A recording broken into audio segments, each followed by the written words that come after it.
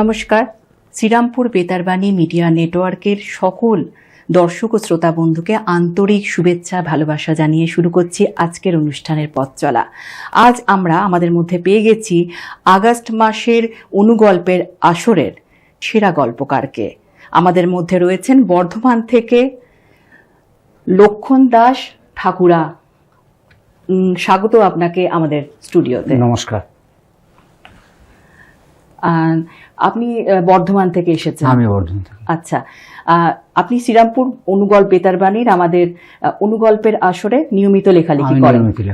শুধুমাত্র কি গল্পের আসরে লেখেন নাকি লেটার বক্সেও লেখেন? না, গল্পের আসরে লিখি। এছাড়া কি ধরনের লেখালেখি করেন? এছাড়া আমি কবিতা লিখি।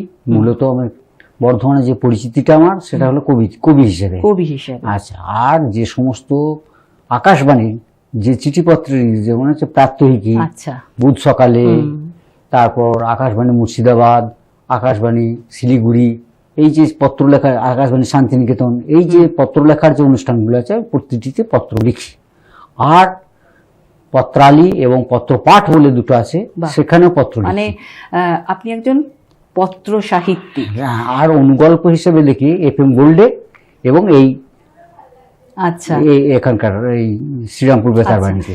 কোনটা আগে শুরু হলো, কবিতা লেখা নাকি পত্র লেখা, মানে রেডিওতে লেখা? কবিতা লেখা। আচ্ছা, কি করে যোগাযোগ আপনার এই রেডিওতে লেখার পথ চলা কিভাবে শুরু হয়? জানি না কিভাবে শুরু।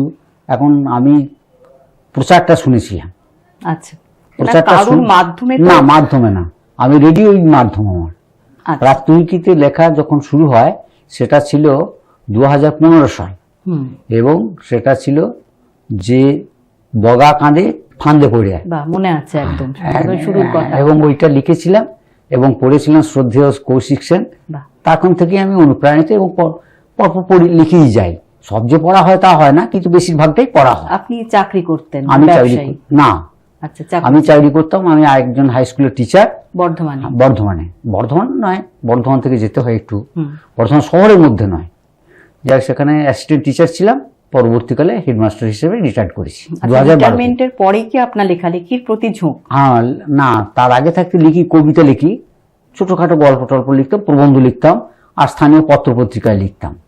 কিন্তু সময়টা পেতাম না, যেহেতু শিক্ষকতা করতাম এবং প্রধান শিক্ষকের দায়িত্বে ছিলাম, প্রচন্ড চাপের মধ্যে থাকতাম। যাই হোক, তারপর 2012 পর থেকে বলতে পারেন যে একদম রেগুলার লেখক, মানে সিরিয়াসলি লেখাটা শুরু হয়ে যায়। এছাড়া আপনার কি শখ আছে? বেড়ানো। ভ্রমণ বৃত্তান্ত লেখেন?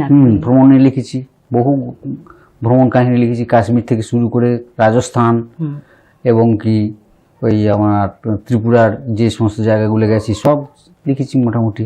সেগুলো সব পত্র পত্রিকায় প্রকাশ পেয়েছে। এই যে লেখালেখি করছেন আপনি আমাদের অনুগল্পের আসরে বা লেটার বক্সে, তো আপনার মতামত কি রকম? মানে কি মতামত, যে বিষয় নির্বাচন বা বিষয় ভাবনা কি রকম লাগে আপনার? একদম সময় উপযোগী এবং প্রাসঙ্গিক। আমার কাছে যেটা চ্যালেঞ্জিং মনে হয় যে 50 শব্দের মধ্যে একটা গল্পকে প্রকাশ করা এবং তার অভিব্যক্তিটাকে রিফ্লেক্ট করা বড় কঠিন কাজ। তবুও করা হয়, এবং সেই চ্যালেঞ্জটা যে আমাদের মতো লেখকদের কাছে ছুড়ে দিয়েছেন বেতারবাণী, সেটা আমার কাছে গ্রহণযোগ্য। এবং আমার যেটা মনে হয় যে আরেকটু যদি বৈচিত্র্য আনা যায়, সেই বৈচিত্র্য যদি আনা যেত তাহলে ভালো হতো। যেমন এই গত মাসে যেটা বোধহয় খুব সম্ভবত সম্প্রতি পড়া হবে, যে নাছোড় বর্ষা। এই যে নাছোড় বর্ষার উপরে গল্প লিখতে হবে। এখন নাছোড় বর্ষা নিয়ে একটা প্রবন্ধ লেখা অতি সহজ ব্যাপার, কারণ এটা আমাদের প্রাকৃতিক বিস্তৃত জায়গাটা দেখতে হচ্ছে, বর্ষা কি বা বর্ষাকালটা কি এসব বুঝতে হয়। কিন্তু সেইটাকে কেন্দ্র করে যখন গল্প লিখতে হচ্ছে তখন তো তার চরিত্র আনতে হয়, এবং সেই চরিত্রের অভিব্যক্তিটা প্রকাশ করতে হবে। সেইটা অত্যন্ত চ্যালেঞ্জিং হয়ে যাবে। এবং আমার মনে হয় এই যে অনুগল্প লেখা আগামী দিনে হয়তো পরমাণু গল্প হয়ে যাবে। এই যে 50 শব্দ, যেমন FM গোল্ডে 70 শব্দের মধ্যে, সত্যি চ্যালেঞ্জিং ব্যাপার। বা কোথাও প্রতিযোগিতাও হচ্ছে, সেই প্রতিযোগিতাতেও আমি অংশগ্রহণ করেছি। আমি সেখানে সেরা হতে পারিনি, কিন্তু পাঠ হয়েছে বা গৃহীত হয়েছে। মানে আপনার মনে হচ্ছে যে শব্দ সংখ্যাটা খুব কম হচ্ছে? বলছি কিন্তু তো আমাদের কাছে এটা ভালো লাগছে যে আমরা যে ওই অনেকে- শব্দ সংখ্যার মধ্যে মানে একটা বিষয় নির্বাচন করে দিচ্ছে, এত ভাবনা এসে জড়ো হ্যাঁ, হচ্ছে বা এত হ্যাঁ, বিষয় বৈচিত্র্য লেখা আসছে। যায়। আমিও তখন খুব মানে কি বলবো অ্যাপ্রিসিয়েট করি যে এত ধরনের ভাবনা, এত ধরনের ভাবনা, এত ধরনের একটা নাচর বর্ষাকে কেন্দ্র করে, বা আমার যেটা ছিল, যেটার জন্য সেরা করেছেন আপনারা বা সেরা হয়েছি, সেটা হলো যেমন আকাশ ছোঁয়া স্বপ্ন। এই আকাশ ছোঁয়া স্বপ্ন যে কত রকমের হতে পারে হুম হুম হুম সেইটা ভেবে খুব পুলকিত হয়ে আনন্দিত হয়। মনে হয় তখন বাংলা সাহিত্যের জন্য একটা দিক নিদর্শন করছি, এটা আমার মনে হয়। বড় গল্প হয়েছে, ছোট গল্প হয়েছে, এখন অনুগল্প, তারপর আবার শুনছি পরমাণু গল্প, মানে দু এক লাইনের মধ্যে। মানে বিষয়টা এরকম যে মনের কোন একটা সুপ্ত একটা ছোট্ট ভাবনাকে এই অনুগল্প লেখার মাধ্যমে নাড়া দিয়ে যায়, সেটাই মানে 50 শব্দে বেঁধে অবশ্যই অবশ্যই অবশ্যই একটা গল্প গল্প এইটা যখন পাঠক শুনছে, তখন যে নাচর বর্ষাটা বা আকাশ ছোঁয়া স্বপ্নটা, এইটা যে তার প্রতিফলিত হচ্ছে, এই যে ব্যাপারটা, এইটা নিঃসন্দেহে একটা কি বলবো এই অভিনব ব্যাপার। আপনি যে পত্র সাহিত্যিক আজকে সেরা গল্পকার হয়েছেন, তো এটা কি প্রথমবার বেতারবাণীতে? হ্যাঁ, বেতারবাণীতে প্রথমবার। তো কেমন লাগলো, কিভাবে খবরটা আপনার কাছে গেল, কেমন মানে লাগলো? আমি গল্প পাঠগুলো শুনি, অ্যানাউন্সমেন্ট করে দেয়, গল্প পাঠগুলো করছি, শেষে অনিমেষ বাবু যখন বলছেন যে আজকের গল্প পাঠের মানে সেরা হয়েছেন লক্ষণ দাস ঠাকুরা, তখন মনে হলো যাক হয়েছি, এর আনন্দ হলো, প্রত্যেককে বললাম। প্রথম জানালেন? হ্যাঁ, বাড়িতে জানালাম। আর অন্য পত্র বন্ধুদের যারা অন্য পত্র বন্ধুদের তখন রাত হয়ে গিয়েছিল, অত বললাম না। পরবর্তীকালে যারা ফোন টোন করেছে বা হোয়াটসঅ্যাপে লিখে দিয়েছে আপনার গল্প হয়েছে, ও অভিনন্দন, এইসব যা হয় আর কি সাধারণত সেগুলো হয়েছে। আসলে মন জুড়ে কেবলই ভালো লাগা, তখন নিজের সাথে নিজের একটা লেনদেন, ভালো লাগা। অবশ্যই ভালো লাগে, একটা স্বীকৃতি সবসময় গ্রহণযোগ্য। আপনার গল্পটা যেটা আপনি সেরা হয়েছেন, যে গল্পটা লিখে আগস্ট মাসে, সেটা আমরা পড়বো, আমি পড়বো সেটা। তবে তার আগে আপনার লেখা যদি একটা কবিতা শোনার আমাদের সুযোগ হয়। আচ্ছা, পড়ি। হ্যাঁ, ছোট্ট কবিতা পড়বেন। নমস্কার, আমার গল্পের শিরোনাম জন্মদিনে। জীবন যখন জন্মদিনে করে উৎসব, রজনীগন্ধা চুপিসারে দিনের শেষে দাঁড়ায়, মোড়ের মাথায় চাঁদ করে ঘোরাফেরা, রাত্রির সাম্রাজ্যে তখন তুমি উলঙ্গ রাজা। ছাই চাপা অঙ্গারের মতো চোখ দুটো দপদপ, মায়া সভ্যতার ঘাটে তোলে ঢেউ কুমারী স্নান, লোলুপ দৃষ্টি ফিরিয়ে দেখে স্রোতের বহর।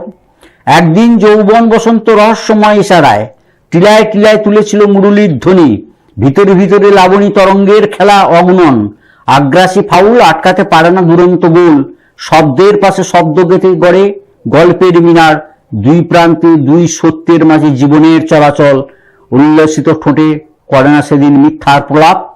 এখনো তোমার উত্তরীয় থেকে ভেসে আসে যৌবন, আলুথালু বিনিদ্র প্রহরগুলি কথা বলতে চায়, যাত্রা পথের অপেক্ষায় অতীত দেখে ভবিষ্যৎ, জাপটে ধরা বর্তমান, শোনে অরণ্য সঙ্গীত, অন্তহীন স্মৃতির ভাণ্ড হতে উপচে পড়া তৃষ্ণা। জল বয়সের নিস্তব্ধতায় স্থবির নয় কোনো বৃহন্নলা, ব্যক্ত জন্মের মায়াময় ছোঁয়ায় জাগে পাষাণী অহল্যা। নমস্কার। ভীষণ সমৃদ্ধ একটা অর্থবহ কবিতা শুনলাম। অসংখ্য ধন্যবাদ এই কবিতা আমাদের বেতারবাণীকে উপহার দেওয়ার জন্য। এই প্রসঙ্গে আমি একটা বলি, আমার অত্যন্ত সৌভাগ্য এবং অত্যন্ত আমি গর্বিত এই ব্যাপারে। আমার মাথায় হাত রেখেছিলেন তারাশঙ্কর বন্দ্যোপাধ্যায়, মাথায় হাত রেখেছিলেন কুমুদরঞ্জন মল্লিক, এবং যেটি আমার প্রাপ্য হয়েছে আমার স্কুলের হেডমাস্টার নীরদবর্ণ মাহাতো, প্রাতঃস্মরণীয় ব্যক্তি, তিনি আমাকে এই সুযোগটা করে দিয়েছিলেন। এবং তখন থেকেই আমার এই কবিতা লেখা বা যেটুকু লেখালেখি করতে পারি সেই সুযোগটা বা সেই আনন্দটা আমি পেয়েছি। উৎসাহটা ওনাদের কাছ থেকে পেয়েছেন, তবেই এতটা যেটুকু পেরেছি। এখনো আপনার এই বয়সে এত প্রয়াস, লেখার প্রতি এত, এবং এখন বলতে পারেন ওইটাই নিবেদিত প্রাণ। এবার আপনার যে গল্পটা লিখে আপনি সেরা হয়েছেন আগস্ট মাসে, সেটা আমরা পড়বো। আমি বিষয় যখন আকাশ ছোঁয়া স্বপ্ন, আর আপনি যে শিরোনামটি দিয়েছিলেন এ বিষয়ে ঘুম কেড়ে নেয়, লক্ষণ দাস ঠাকুরার গল্প এখন পাঠ করছি। আজকাল বশ হওয়ার স্বপ্ন দেখি, আর ছাপোষা হরিপদ কেরানি নয়, এক্সিকিউটিভ ম্যানেজার, মার্সিডিজ গাড়ি, ইয়াপ বড় সাজানো গোছানো বাংলো, চাকর বাকর আসতে যেতে স্যালুট, বইয়ের গলায় দামি হীরের নেকলেস, মেয়ে ছেলে অ্যালসিশিয়ানের সঙ্গে খেলা, অকস্মাৎ একলাখি মোবাইলটা চিৎকার, উঠে পড়ো, 1:30টার ফ্লাইট, সকাল 10টায় সিঙ্গাপুরে কনফারেন্স। আকাশ ছোঁয়া স্বপ্ন আমার শান্তির ঘুম কেড়ে নিল। বাহ, ধন্যবাদ আপনাকে, অভিনন্দন আগস্ট মাসের সেরা হওয়ার জন্য। আশা করছি আগামীতেও আপনার এইভাবে আপনার গল্প এবং চিঠিতে সমৃদ্ধ হবে আমাদের লেটার বক্স এবং অনুগল্পের আসর। দেখি, আমি অত্যন্ত আনন্দিত এবং অত্যন্ত খুশি যে বেতারবাণীতে আমি আসতে পারলাম এবং আপনার সঙ্গে সাক্ষাৎকার দিতে পারলাম, এবং শ্রোতা বন্ধুদের এবং আমার দর্শক বন্ধুদের কাছে আমি জানাই যে আশীর্বাদ করুন যে না, আমি এইভাবে লিখে যেতে পারি এবং আগামী দিনেও এইভাবে পথ চলতে পারি। অবশ্যই।